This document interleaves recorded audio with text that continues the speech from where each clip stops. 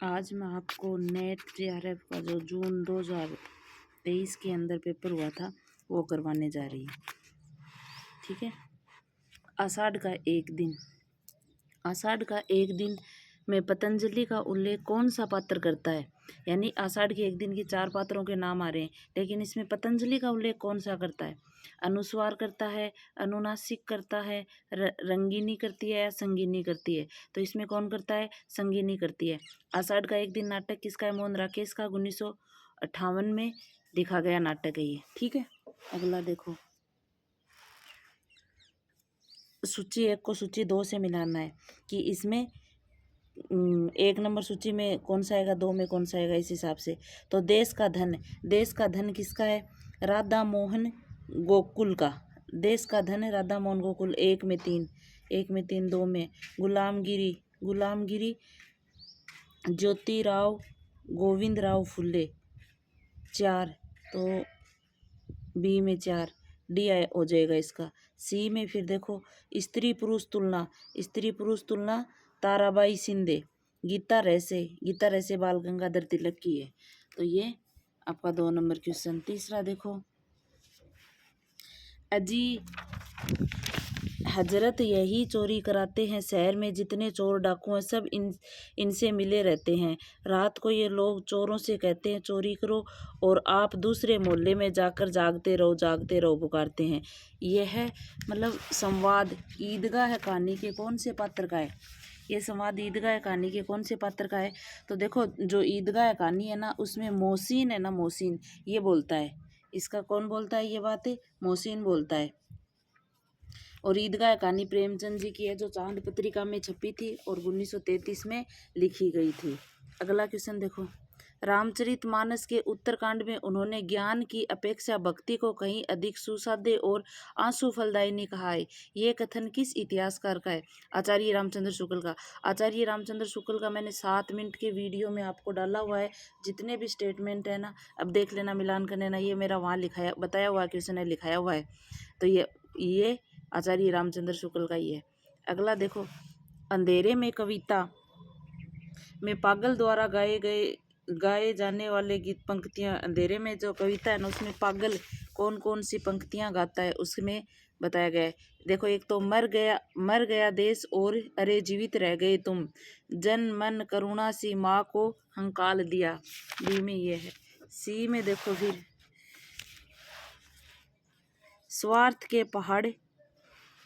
स्वार्थों के पहाड़ खड़े कर लिए, विवेक को मार डाला, तर्क की जुबान बंद कर दी, अब तक क्या किया, जीवन क्या जिया।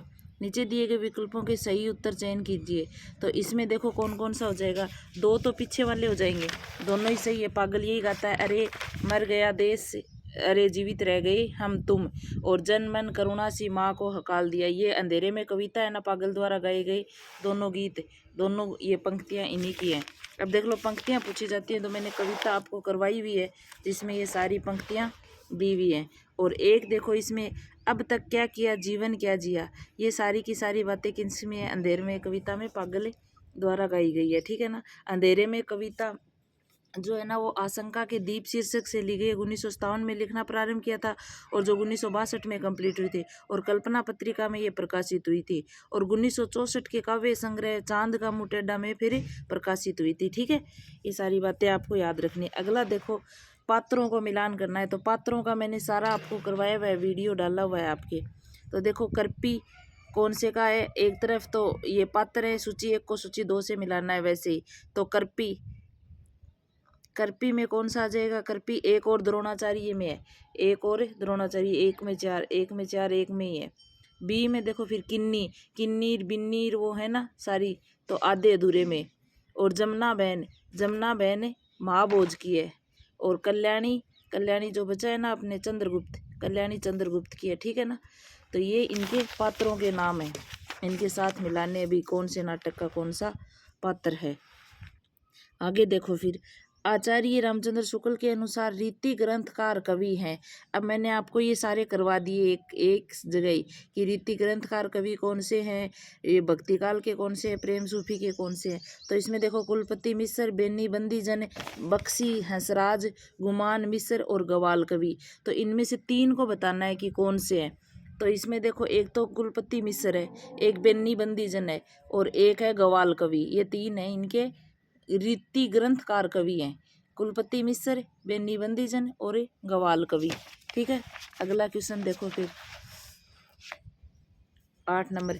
इनका जीवन बर्फ की पवित्रता से पूर्ण और वन की सुगंध से सुगंधित है। ये कथन किसके बारे में है? तो ये कथन भेड़ चराने वाले के बारे में है। ये आपके जो निबंध है ना अपने मजदूरी और प्रेम वहाँ से है। तो ये किसके है? भेड़ चराने वाले के। अगला क्वेश्चन देखो, निम्नलिखित नाटकों को उनके प्रथम प्रकाशन वर्ष के अनुसार पहले से बाद के क्रम में लगाइए। ये देख लो, ये नाटक है, इनको पहले प्रकाशन वर्ष के अनुसार पहले से बाद के क्रम में लगाना है। तो सबसे पहले इसमें से कौन सा आ जाएगा? भारत सौभाग्यम। पहले आएगा भारत सौभाग्यम, फिर आएगा इसके राज्यश्री, राज्यश्री, फिर आएगा इसके पहला राजा, फिर आएगा चरणदास चोर और लास्ट में क्या आएगा? बटोही। ये इनका क्रम है। क्योंकि भारत सौभाग्य नाटक है ना, ये अंबिकादत्त व्यास का है और 1887 में लिखा गया था। ये कब? भारत सौभाग्य, भारत सौभाग्य तो लिखा गया था 87 में, 1800। और आपके जो है ना राज्यश्री, ये जयशंकर प्रसाद का, ये आपको पता ही है, 1915 के अंदर लिखा गया था। और पहला राजा है जगदीश चंद्र माथुर जी का, और पहला राजा लिखा कब गया था? 1969 में। ठीक है ना, ये 1900, ये 1800 में है। तो सबसे पहले तो ये आ जाएगा, बाकी तो 1900 से स्टार्ट हो रहे हैं फिर तो बाद में है। और चरणदास चोर अबीब तनवीर का है और ये 1995 के अंदर लिखा गया था। और बटोही आपको पता ही है, ऋषिकेश सुलभ का, जो 2007 के अंदर लिखा गया था। तो देखो 1800 भारत सौभाग्य ही है सबसे पहले जो 1800 में है। अगर ये एक आ रहा था तो ये सारे हो जाते हैं आपके। अब देखो अगला, दिल्ली दरबार दर्पण निबंध के अनुसार किलात खां को सब मिलाकर कितनी कीमत की वस्तुएं तोहफे में मिली थी? तो कितनी कीमत की वस्तुएं मिली थी उनको? सब मिला के 25,000 रुपये की वस्तुएं उनको तोहफे में मिली थी। आगे देखो पाश्चात्य चिंतकों को। देखो भाई, पाश्चात्य चिंतकों वालों में अपना जो क्वेश्चन है ना वो पूरे के पूरे अपने नोट्सों से हैं, तो जो करवाए है ना वो वीडियो ध्यान से देख लेना। पाश्चात्य काव्य चिंतकों को उनके जन्म वर्ष के अनुसार पहले से बाद के क्रम में व्यवस्थित कीजिए। तो मैंने जितने अपने पाश्चात्य सिलेबस में वो सबको जीवन क्रम के अनुसार ही लिख के आपको वीडियो डाला हुआ है। तो सबसे पहले आ जाएगा विलियम वर्ड्सवर्थ। विलियम वर्ड्सवर्थ का समय आपको पता ही है 1770 है, कोलरिज का 72 है। तो ये 2 आ रहे हैं तो ये आपको पता ही है 1770 में है, कोलरिज 1772 में है। और मैथ्यू नार्ड का 1822 में है। मैथ्यू नार्ड का क्या कब है? 1822 में। और टी.एस. इलियट का 1888 में। इलियट को मैंने इडियट से याद करवाया था कि इसमें 8 8 8 ही आ रहा है। तो टी.एस. इलियट का 1888। और फिर लास्ट में जो बचा है ना आई.ए. रिचर्ड्स का 1893 में। ठीक है, अब देखो इनके पात्रों को इनके साथ मिलाना है। सिल्लो के साथ कौन है? सिल्लो के साथ है रतन। तारा के साथ है असद। और कनक के मैंने याद करवाया था ना जनकपुरी, तो कनकपुरी याद कर लेना आप, कनक के साथ पुरी। और उषा का कौन बचा है बे? राजेंद्र, उषा राजेंद्र। अब देखो आगे, मेला आंचल के अनुसार बावन दास के मृत्यु स्थल को ग्रामीणों ने क्या नाम दिया था? तो मैंने आपको बताया था चैथरिया पीर नाम दिया था। ये जो पात्र करवाए ना वहाँ नाम बताया हुआ है आपको कि क्या नाम दिया था? चैथरिया पीर। अगला क्वेश्चन देखो फिर, ये 14 नंबर। इनको 1 नंबर सूची को 2 नंबर सूची के साथ मिलान करना है। तो आयु और ऋतुओं का संबंध किनसे है? अपने आपको पता है ना उत्तर फाल्गुनी के आसपास वाले। तो इसमें आयु और ऋतुओं का संबंध है। माता मातृभूमि और जन्मभूमि। माता मातृभूमि जन्मभूमि किसके? उठ जाग मुसाफिर। अपने जो है ना उठ जाग मुसाफिर विवेक की राय का निबंध वहाँ से है ये। और कल्याण का रूप है, शिव जी की मूर्ति कल्याण करती है। और सावन भी अब आया हुआ है तो आप याद कर लेना। नई पीढ़ी के प्रति पुरानी पीढ़ी का चिंता। नई पीढ़ी के प्रति जो पुरानी पीढ़ी की चिंता है वो मेरे राम का मुकुट भीग रहा है। ठीक है, अब देखो अगले, शरत के संबंध में उपयुक्त कथन कौन से हैं? तो आपने जो है ना शरत, इनके संबंध में इनमें से जो आपके उपयुक्त कथन है ना वो इनमें से कौन से हैं ये आपको बताना है। तो देखो इसमें शरद के संबंध में, तो इसमें शरद बचपन से में डरपोक स्वभाव के थे। शरद बचपन में क्या थे? डरपोक स्वभाव के थे क्या? तो ये बात गलत है।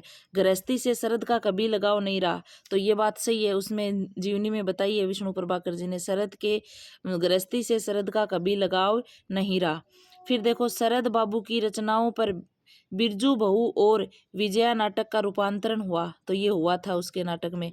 अपने बड़े भाई की समाधि शरद के घर के पास नदी के तट पर बनवाई थी, तो ये बनवाई थी, ये भी शरद ने कोई वसीयतनामा नहीं लिखा था, तो ये गलत हो जाएगा क्योंकि नहीं आ गया इसमें। तो ये इसमें कौन सा हो जाएगा? बी, सी और डी हो जाएगा। ठीक है, विष्णु प्रभाकर की है ना जो शरद चंद्र की जीवनी, विष्णु प्रभाकर आवारा मसीहा 74 के अंदर लिखी हुई, ये उसी का क्वेश्चन है। अगला देखो फिर, भारतवर्ष की उन्नति कैसे हो सकती है? निबंध में भारतेंदु जी, भारतवर्ष की उन्नति कैसे हो सकती है? निबंध में भारतेंदु जी ने सब उन्नतियों का मूल किसे माना है? तो सब उन्नतियों का मूल उन्होंने धर्म को माना है। ठीक है, और आगे देखो फिर, इसमें सूची 1 को सूची 2 से मिलान करना है। ठीक है ना, इनमें तो क्या है, पुस्तकों में उद्धृत काव्य की पंक्तियां हैं और इधर पुस्तकें हैं कौन सी। तो सबसे पहले देखो, उठ उठ गए आज बापू हमारा, झुक गया आज झंडा हमारा, यानी उठ गए आज बापू हमारा, झुक गया आज झंडा हमारा। तो क्या बोलूं, क्या याद करूं, इससे है ये। सोने की थारी में जेवना परोसा रामा, जेवना ना जेवे हमार बलमा, ये आपको पता है कौन सी से है? मुर्दैया, मुर्दैया तुलसी राम वाली से। तुलसी गंग दो भवे सुकविनन को सरदार, तिनके सुकविनन को सरदार, काव्य में मिली भाषा विविध प्रकार। तो ये आपको पता ही है, संस्कृति के 4 अध्याय। जीवन मंथन से निकला विष, वह जो तुमने पान किया, और अमृत को बहा आया, उसे जगत को दान किया। ये आपको पता ही है कौन से है? आवारा मसीहा। ठीक है ना, तो ये इसका मिलान करना था। अब देख लो भाई, बीच में से कितने क्वेश्चन आ रहे हैं, ये सारे आपको करवाए हुए हैं। परीक्षा गुरु उपन्यास के विविध प्रकरणों के शीर्षक लिखिए। तो परीक्षा गुरु उपन्यास में 41 प्रकरण है, तो इनमें से कौन कौन से हैं ये यहाँ पूछा गया है। तो देखो कौन कौन से हैं। दुर्जनता, दुर्जनता नहीं है, ईश्वर प्रेम नहीं है, प्रामाणिकता है, अदालत, अदालत है, और प्रेत भय है। अब देखो, मैं आपको 41 के 41 प्रकरण यहाँ दिए हुए हैं, तो एक बार इनको करवा ही देती हूँ, क्योंकि ये प्रकरण से अगर आगे भी क्वेश्चन आए तो आपका हो ही जाए, सही हो जाए भी पूरा का पूरा। 41 के 41 प्रकरण यहाँ दिए हुए हैं। तो सबसे पहला है सौदागर की दुकान। ये देखो, अकाल में अधिमास, ये भी पूछा हुआ एक बार। संगति का फल, मित्र मिलाप, विषाक्त भले बुरे की पहचान, सावधानी या होशियारी, हम सब में हाँ, सभासद, प्रबंध यानी इंतजाम, सज्जनता, सुख दुख, ये भी पूछा हुआ है। बिगाड़ का मूल विषाद, ये भी पूछा हुआ है। पत्र व्यवहार, प्रिय अथवा प्रिय, सूरा यानी शराब, स्वतंत्रता और स्वेच्छाचार, क्षमा, स्वतंत्रता, कृतज्ञता। फिर देखो, पवित्रता, संयम, संशय, प्रमाणिकता, ये रहा प्रमाणिकता, हाथ से पैदा करने वाले और पोतड़ों के अमीर। अगला है साहसी पुरुष, दिवाला, लोक चर्चा यानी अफवाह, और फूट का काला मुंह है, बातचीत, निराशे, नाउमीदी, चालाक की चूक, अदालत, ये रहा अदालत। ठीक है, फिर है मित्र की परीक्षा, फिर है हीन प्रभा यानी बदरोबी, स्तुति निंदा का भेद, धोखे की टही, विपत्ति में धैर्य, सच्ची प्रीति, प्रेत भय, ये रहा प्रेत भय।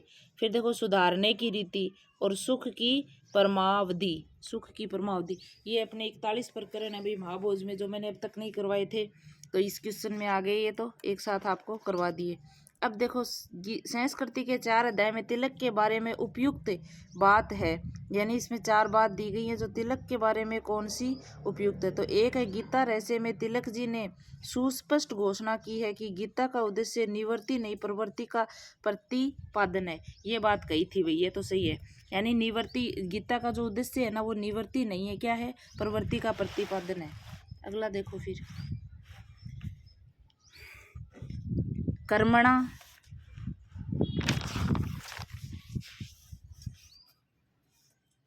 कर्मण गृहस्थ को योगी सन्यासी और भक्त के समकक्ष नहीं माना जा सकता। तो ये अपने जो गीता रहस्य है उसमें बात नहीं कही हुई। तिलक के उद्देश्य तत्कालीन समय में वीरता, निर्भीकता और सच्चाई के सबसे बड़े उपदेश थे। ये बात सही है। अगला देखो, गीता का मार्ग संन्यास का मार्ग है, संसार त्याग और कर्म न्याय का मार्ग है। तो ये बात उसमें नहीं है। तिलक जी ने बताया कि योग का अर्थ गीता में कर्म है, यानी जो योग है ना उसका ग्रंथ तिलक ने क्या बताया था, कर्म को बताया था। तो ये तीन सही हो जाएंगे। अगला देखो फिर, निम्नलिखित में भारतेंदु के निबंध कौन से हैं, यानी भारतेंदु के इसमें निबंध बताए हैं जो कौन कौन से हैं। वैष्णवता और भारतवर्षीय भारतेंदु का निबंध है। और अगला देखो फिर, देशोन्नति ये नहीं है, लेवी प्राण लेवी है, सुशिक्षितों का कर्तव्य ये नहीं है। और ये आप अपने सिलेबस में, ये भारतवर्ष की उन्नति कैसे हो सकती है, ये तो अपने सिलेबस में ही है। अगला देखो, निम्नलिखित में से अर्ध संवृत स्वर है, इसमें अर्ध संवृत कौन से हैं, तो मतलब ए ओ क्या है, अर्ध स्वर है, ठीक है ना। अगला देखो, सत्य कथन कौन सा है, यानी इसमें रीति में इनमें सत्य कथन कौन सा, ये पूछा गया है। तो वैदर्भी रीति में ओज गुण प्रकाशक वर्णों की अधिकता होती है। तो वैदर्भी में ओज गुणों की इनकी प्रकाशकता होती है क्या, तो ये असत्य बात है। भरत के नाट्य शास्त्र में रीति के लिए प्रवृत्ति शब्द का उल्लेख किया गया है। तो ये बात बिल्कुल सही है कि नीति के लिए प्रवृत्ति भरत ने काम में लिया था। अगला देखो फिर, वामन ने रीति के 5 प्रकार माने, वैदर्भी, गौड़ी, पांचाली, शोरसेनी और लाटी। नहीं, वामन ने रीति के 3 ही वेद माने थे, वैदर्भी, गौड़ी और पांचाली 3 ही माने थे। अगला देखो, कुंतक ने रीति को मारक कहा था, तो कुंतक ने रीति को मारक कहा था, सही बात है। भोज ने अवंतिका और मागधी नामक दो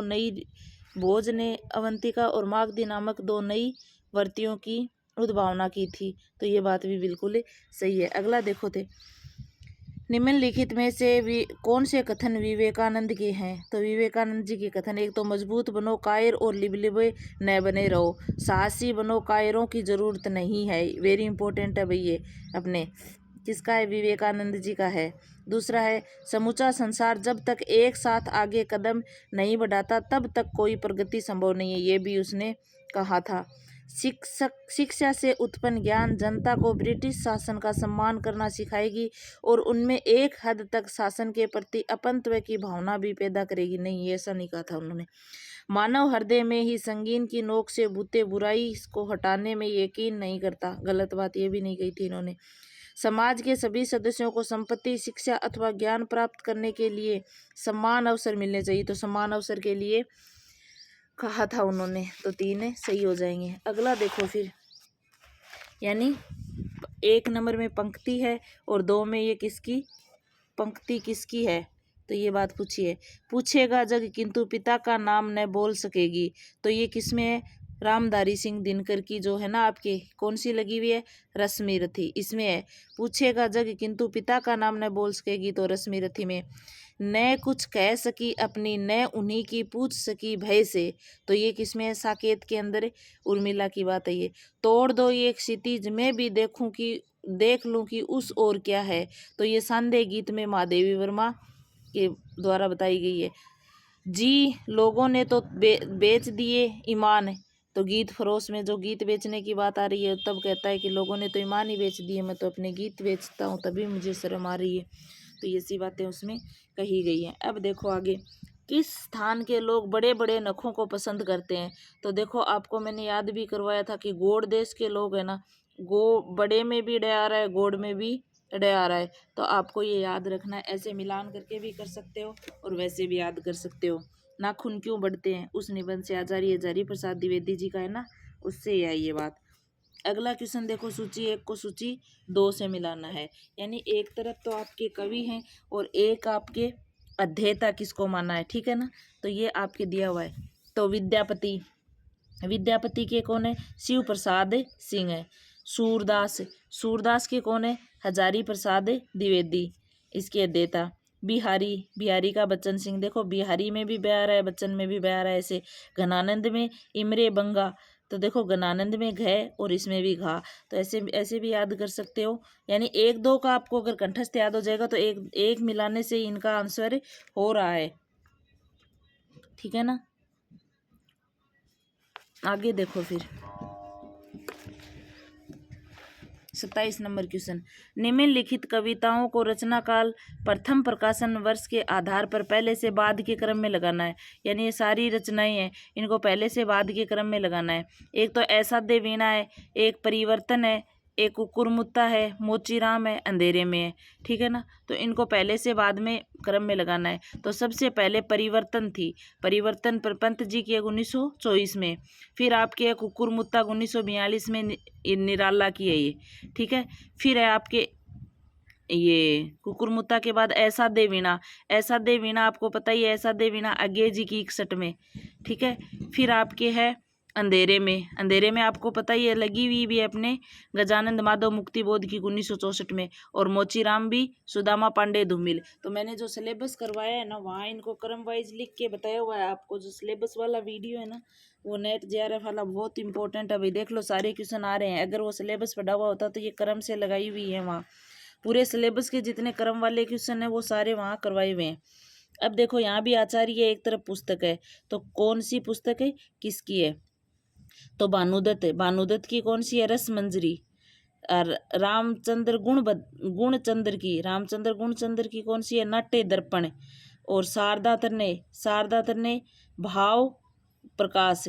और महिम भट्ट की व्यक्ति विवेक। ठीक है। अब देखो मालवी का केंद्र, मालवी का केंद्र कौन सा है, तो मालवी का है इंदौर। ठीक है। मालवी का केंद्र कौन सा है, इंदौर है। आगे देखो सूफी प्रेमाख्यानक नहीं है। देख लो ये आ रहे हैं ना क्वेश्चन, सूफी प्रेमाख्यानक। मैंने चारों के चारों वहाँ करवा दिए थे आपको, एक वीडियो में करवाए हुए हैं। ज़्यादा लंबा भी नहीं है, 5-7 मिनट का ही वीडियो है। तो ये देखो सूफी कहाँ है क्वेश्चन, ये रहा। सूफी प्रेमाख्यानक नहीं है।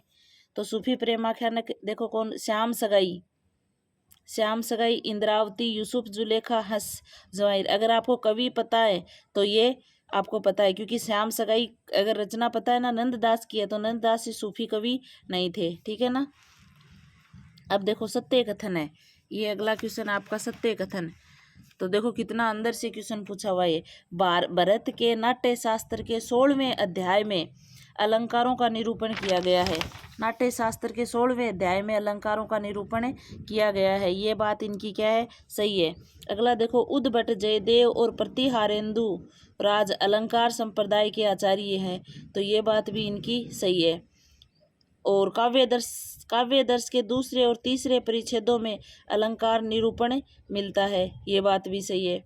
और काव्य अलंकार में 6 परिच्छेद हैं, ये भी सही है। तो देखो ABC भी सही है, लेकिन D भी सही है। तो ऐसे ये क्वेश्चन है, फिर आपको मतलब ऑप्शनों से सही नहीं हो रहा, तो इसमें 2 ऑप्शन सही हो रहे हैं। तो ये जो अंदर से वीडियो है ना, ये भी मेरे नोट्स बनाए हुए हैं, एक दिन ये भी मैं आपको डाल दूंगी। अगला क्वेश्चन देखो फिर, परिंदे कहानी के प्रारंभ में अंग्रेजी भाषा में एक उदाहरण है, ये किस लेखक का है। यानी परिंदे जो कहानी है ना, किनकी है, निर्मल वर्मा की है, परिंदे 1956 में। और उसके जो एक सबसे पहले जो उदाहरण है ना, वो एक अंग्रेजी भाषा में है, लेकिन वो है किसका, तो अंतो चेखव या कैथरीन मैन्सफील्ड का, जहाँ पॉल सार्थ का, ओ हेनरी का। तो ये कैथरीन मैन्सफील्ड का उदाहरण है। ठीक है ना। ये आपको याद रखना, अंग्रेजी भाषा का एक उदाहरण है, अंग्रेजी भाषा का। अगला देखो फिर, प्रिय प्रवास का प्रथम सर्ग एक ही छंद में रचा गया, तो वह छंद कौन सा है। यानी प्रिय प्रवास का जो प्रथम सर्ग है ना, वो एक छंद में ही था, तो द्रुत विलंबित छंद में था वो। अगला देखो, एक रूप हिंदू तुर्क दूजी दशा न कोय, मन की द्विधा मान के भय 102। यह कविता किस कवि की है। यानी नरोत्तम दास की है, एक वल्ली दक्कनी की है, एक नवल दास की है, एक बनारसी दास की है। तो ये बनारसी दास की है। और एक दिन मैंने आपको जो साहित्य से संबंधित वीडियो कराया था ना आपका, साहित्य शास्त्र का, उसमें जितने भी अपने साहित्य में लेखक उसकी इम्पोर्टेंट जितनी ये कथन है ना, वो सारे कथन करवा दिए हैं, तो वो भी देख लेना। ये अपने वीडियो में डाले हुए सारे कथन, और ये उन्हीं कथनों में से क्वेश्चन आ रहे हैं, अब देख लो। अगला है, कोसी का गटवार कहानी में लक्ष्मा के संदर्भ में आए शब्द कालचरेऊ का क्या अर्थ है? तो कालचरेऊ सुहाग चिन्ह होता है। और लक्ष्मा कोसी का गटवार जब वो वापस से उस घुसाई से मिलती है ना, उस दिन वो उसके देखता है, तब ये बात बोलता है। तो ये वहाँ से क्वेश्चन है, कोसी का गटवार। अगला देखो फिर, कबीर साहित्य के अध्येता हैं। तो कबीर साहित्य के जो अध्येता, अभी मैंने आपको याद करवाया था इमरे बंगा। इमरे बंगा के अंदर आपको बताया था ना, इमरे बंगा में कि किसका है, गणानंद का। और इसमें अगर एक तो ये कट गया क्योंकि कबीर साहित्य का ये अध्येता नहीं है, क्योंकि कबीर साहित्य में इमरे बंगा अभी अपन ने याद किया था कि ये तो उनका है। तो दूसरा पुरुषोत्तम अग्रवाल, तो कबीर के पुरुषोत्तम अग्रवाल है। और वैसे भी याद रखने के लिए पुरुषों में उत्तम ही थे कबीर। तो एक तो इनका बी हो जाएगा। तो ए इसमें आ रहा है, बी इसमें भी आ रहा है, इसमें भी आ रहा है, इसमें नहीं आ रहा, तो बी वाला सही है। दूसरा देखो वीरेंद्र यादव, तो वीरेंद्र यादव नहीं है, धर्मवीर हैं, तो डी। तो डी इसमें भी है, डी इसमें भी है, लेकिन इसमें सी है, ये से कट जाएगा। तो कुछ क्वेश्चन ऑप्शनों से भी किया करो। डेविड लोरेंजन, तो डेविड लोरेंजन भी हैं। तो ऐसे अगर याद कर लोगे ना एक हिंट से कि पुरुषों में उत्तम कबीर, तो इसके देता है। इमरे बंगा वाला अभी अपन ने बंगा घनानंद से याद किया था। तो ऐसे ये 2-4 अगर कोड वर्ड से याद कर लोगे तो क्वेश्चन फिर देखो, अब ऑप्शन कटा है ना, तो वैसे होने लग जाएंगे। अगला देखो फिर, तीसरी कसम कहानी के अनुसार हीराबाई का संबंध किन 2 कंपनियों से था? तो जो कहानी आपकी यूनिट करवाई हुई है ना, वहाँ मेन सारे ये करवाए हुए हैं, 2 कंपनियां, कौन सी कंपनी, कौन पात्र।